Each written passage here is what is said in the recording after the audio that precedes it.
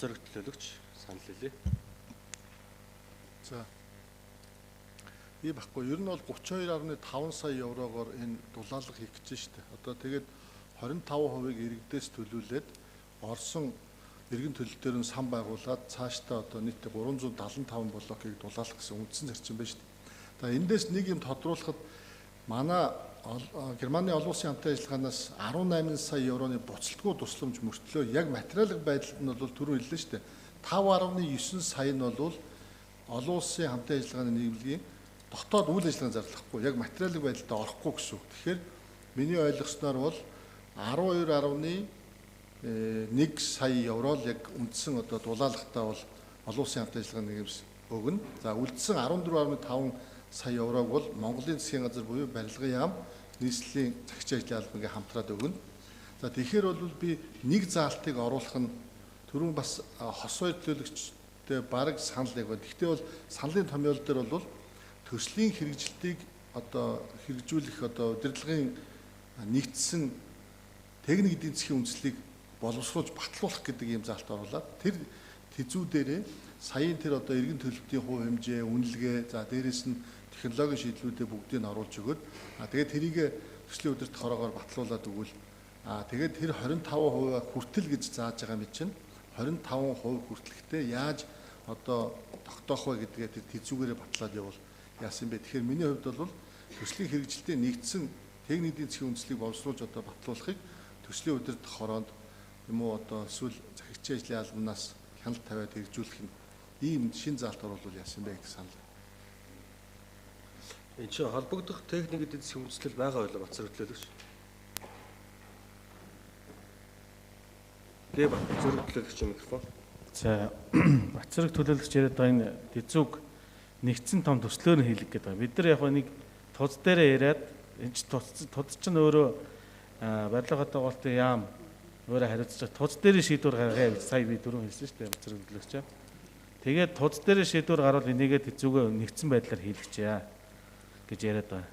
Тэгэхээр энийг заавал энд оруулах шаардлагагүй болов уу гэж бодож байна. Тэгээд тузаас шийдвэр гарчвал бид нар бас та бүхэнд байнга бол нэг мэдээлэл явъя. Яамны төрийн нарийн бичгийн дарга байгаа шүү тузын дэргэн дарга. За тэгвэл Бацар төлөөлөгч тэзүүгээ боловсруулж батлуулах гэдэг энэ хэсгийг оруулахгүйгээр эртдэргүү тогтоолын 2 дээр энэ тогтоолын хэрэгжилтийг хангаж төсөл арга хэмжээг хэрэгжүүлж ажиллахыг Бацарт үүрэг болгож байгаа. Тэгээ холбогдох туз нь өөрөө шийдвэр гаргаад явах болцоотой учраас саналаа татхуу санал хураалт явуулах юм уу? За Бацар төлөөлөгч. Ийм байгаа хгүй. Энэ төсөл өөрөө яагаад хэрэгжихгүй байна гэхээр туз шин төслийн удирдах хороолдоо засгийн газрын 2016 оны 176 дугаар тогтоолоор баталсан гадаадын тусламжаар хэрэгжүүлж байгаа төслүүдийн үйл ажиллагааг хяналт тавих зохицуулах журам гэж үүдэг. Энэ журмаар төслийн удирдах хорооны эрх хэмжээний асуудал боловч өнөөдрийн байдлаар яг энэ технологийн бүх төслийн хэрэгжилттэй холбоотой юм тодорхойгүй байгаагаас болоод 150 болгоод 25 болгоод ингээд нэгдсэн төслөг байгаа учраас эндээс нь бид нар өөрөөр хэлбэл төслийн нэг талынх нь санхүүжуулагч байгууллагын хувьд бид нар ийм одоо шийдвэрээ гаргаад төслийн удирдах хороонд чиглэл өгвөл яасан юм бэ? Тэгэхгүйгээр төслийн удирдах хороонд өнөөдрийн хүртэл энэ орохгүй байгаагаас болоод энэ төслийн хэрэгжилт удаашраад байгаа байхгүй. Тэгэхээр миний хувьд бол зүгээр төслийн санхүүжуулагч иргэдийн төлөөлөгчдийн хурлын зүгээс яг энэ шийдвэрээ өгөөд явбал төслийн удирдах хороо тэрийг нь авч үзээд бас тавих нь зүйтэй болов. Тэгээд түрүү хэллээ шүү дээ. Одоо нөгөө олон улсын хамтын ажиллагааны 5.9 сая евродоо хүртэл багтааж тэзүүг хийлгүүлэх хүртэл тиймэрхүү шаардлага тавих юм эрх зүйн үндэслэл болох юм болов уу гэж. За зарчмын зөрүүтэй санал байгаа учраас санал хураалт явуулъя. За хоёр төлөөлөгчийн одоо санал гарлаа шүү дээ. Нэг нь бол хос хоёр төлөөлөгчөөс гаргасан саналын томьёоллоор төсөвт суулгах болон эргэж тайлагнах, холбогдох санг үүсгэж эргэж тайлагнах ажлыг засаг дарагт үүрэг болгосон агуулга бүхий редакцийн сүртээ оруулъя гэдэг санал байна. За энэ саналаар эхлээд санал хураалт явуулъя. Дэмжиж гисэн саналын томьёоллоор санал хураалт.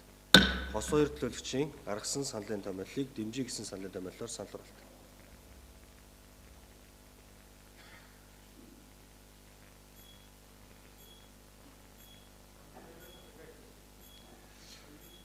Агуулгын хувьд төсөвт цаашид суулгадаг байх, нийслэлээс шаардлагатай төсөвт суулгадаг байх, холбогдох санг үүсгэж эргэж тайлагнах ажлыг засаг дарагт үүрэг болгосон.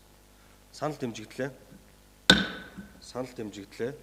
За бат зориг төлөөлөгчийн гаргасан саналын томьёоллоор техник эдийн засгийн үндэслэл боловсруулж батлах ажлыг редакцтайгаар тогтоолын төсөлд заалт болгон оруулахыг дэмжих гэсэн саналын томьёоллоор санал хураалт.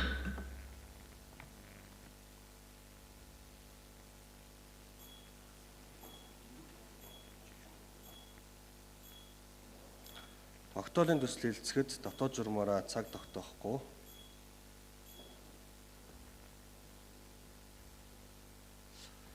Санал дэмжигдсэнгүү нэмэлт тайлбар өгөх бат зориг төлөөлөгч. За нэмэлт тайлбар бат зориг төлөөлөгч. Тэгээ ууланд хэзүү хийх энэ асуудлыг төслийн өдрөд хороонд өгөх нь зүг юм байгаа юм да. Ингээд тодорхойгүй яг технологийн шийдэлгүй ингээд төсөл чинь 3 жил явчихж байгаа байхгүй юу. Тэгээ эрдэс хөвөнг хийх юм уу, эсвэл хөөсөн цэрэг хавтан хийх юм уу, 25% хүртэл гэдэг нь ямар хүмүүст олгох юм. За тэрний дулаан алдагдлынх нь дотоод дулааны концентрацийг тодорхойлох гэдэг ийм олон юмнууд уулан байгаа байхгүй юу. Тэгээд иргэдээс сэтгэл ханамжийн судалгаа гэх техник эдийн засгийн үндэслэл чинь хэд хэдэн зүйлүүд дагавар болж ордог суурь судалгаанууд байгаа байхгүй юу. Тэгэхээр энэ судалгааг заавал хийх нь бол зүйтэй. Нөгөө талаас нь бас энэ GIZ гэдэг олон улсын байгууллага маань 5.9 сая еврогийн ийм одоо захиргааны зардалтай байгууллага цаана байгаад байна шүү дээ. Тэгэхээр ийм зардлаас нь ч юм уу энэ төслийн техникийн эдийн засгийн үндэслэлийг батлуулаад яг тэр үндэслэлээрээ төслөө цаашдаа ингээд эн чинь 6-7 жил хэрэгжих гээд байна шүү дээ. Ирэх жилээс. Тэгэхээр энэ дээрээ ийм тодорхой техникийн шийдэлгүй байвал өөрөө төсөл маань ойлгомжгүй байх байхгүй. Тэгэхээр энэ дээр манай төлөөлөгч нар бид нар чинь иргэдийн төлөөлөгчдийн хурлаас энэ төслийг явуулах гээд 2 удаа төсөв дээр санал тавиад 2 удаа төсөв тавиад энэ төсөл чи явахгүй шүү дээ. Тэгээ одоо 3 дахь тавих гэж байна. Тэгээ тийм болохоор бол эн чинь яасан бэ гэхээр техникийн баримт бичиг төслийн баримт бичиг байхгүйгээс болоод энэ тодорхойг байгаад байна гэж би үзэж байна л да. За дахин санал хураалт явуулах юм. За тайлбар бат зориг төлөөлөгч. Гэ бат зориг төлөөлөгч. За энэ бат зориг төлөөлөгч энэ төсөл өрөөсөө яваагүй гэж ерөөсөө хэлж болохгүй л дээ. Энд чинь төрхүү дараагч урд нь хариуцж ирсэн, урд нь менежерүүд бүгд л хариуцсан явж ирсэн. Энд чинь 259 блокийг дулаал нь 25 онд 24-өөс 25-аас 27 оны хооронд бид нар 524 блокийг дахиад дулаалчихсан.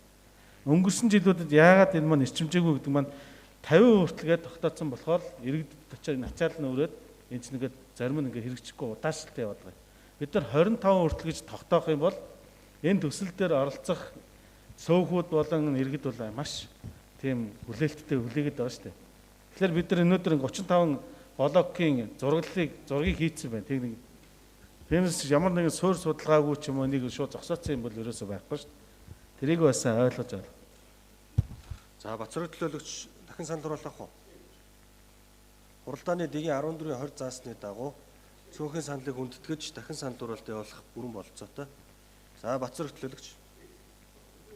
Яг энэ дээр иргэдийн хурал шийдвэр гаргачихсаа л гэж хүсэж байна. Хэрэг тэгээд яг ингээд тодорхойгүй байгаа дэвэл төслийн хэрэгжилтийн гарын авлаггүй яваад байна гэсэн үг шүү дээ. За тэгвэл дахин санал хураалт хуралдааны дэгийн 14-20 заасны дагуу шаардлагатай тохиолдолд саналын томьёолоор нэг удаа санал хураалгаж болно гэсэн хуралдааны дэгийн дагуу бат зориг төлөөлөгчийн гаргасан саналын томьёолыг дэмжих гэсэн саналын томьёолоор санал хураалт. Техник эдийн засгийн үндэслэлийг боловсруулж батлуулах шаардлагатай гэсэн агуулга бүхий зүйлийг заалт болгож тогтоолд оруулах.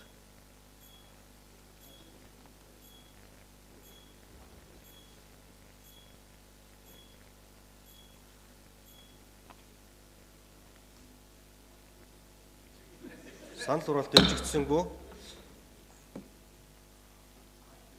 За төсөл өргөн баригчаа санаачилсан зүйлээс төсвийн мөнгөн дүнтэй хэсгийг холбогдох заалтнаас хассан.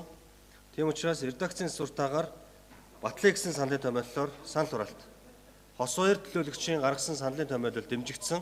Уг агуулгыг редакцийн суртаагаар батлыг гэсэн саналын томьёоллоор санал хураалт.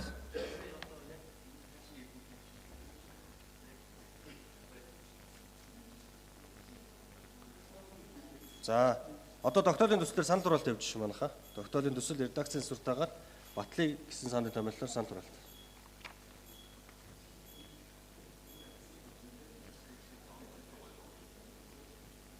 Хуралдаанд оролцсон төлөөлөгчдийн олонхын саналаар санал дэмжигдлээ.